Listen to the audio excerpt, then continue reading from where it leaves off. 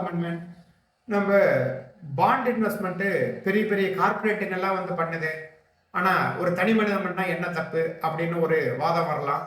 இதுக்கு நான் சொல்கிற பதில் என்னென்னா, ஒரு கார்ப்பரேட் வந்து ஒரு கவர்மெண்ட் பாண்டில் இன்வெஸ்ட் பண்ணதுன்னா அது ஒரு பெரிய ரிசர்ச் டீம் வந்து வச்சுருப்பாங்க. அவங்களுக்கு இன்ட்ரெஸ்ட் ரேட் ரிஸ்க்குன்னா என்னன்னு தெரியும், லிக்விடிட்டின்னா என்னன்னு சொல்லி தெரியும், அதோட டியூரேஷன்னா என்னன்னு தெரியும், எப்படி எந்த நேரத்தில் உள்ளே போகணும் வெளியில் வரணுன்றது அவங்களுக்கு நல்லா தெரியும்.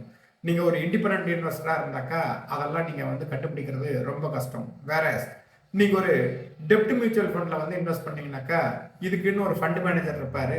இந்த டெப்ட் மியூச்சுவல் ஃபண்டில் முழுசாகவே பார்த்தீங்கன்னா கார்பரேட் பாண்டுகள்லையும் கவர்மெண்ட் பாண்டுகள்லையும் இன்னும் பிற ஃபிக்ஸ்டு இன்கம் ப்ராடக்ட்லேயும் தான் வந்து இன்வெஸ்ட் பண்ணுவாங்க. எந்த நேரத்தில் உள்ளே போகணும் எந்த நேரத்தில் வெளில வரணும்னு சொல்லிட்டு அவங்களுக்கு நல்லா தெரியும்.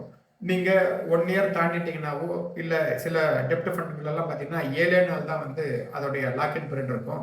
அந்த மாதிரி எந்த உங்களுடைய தேவைக்கு ஏற்ற மாதிரி நீங்கள் டெப்ட் ஃபண்டில் இன்வெஸ்ட் பண்ணிட்டீங்கன்னாக்கா உங்களால் பாண்ட்லேயும் இன்வெஸ்ட் பண்ண மாதிரி இருக்கும்.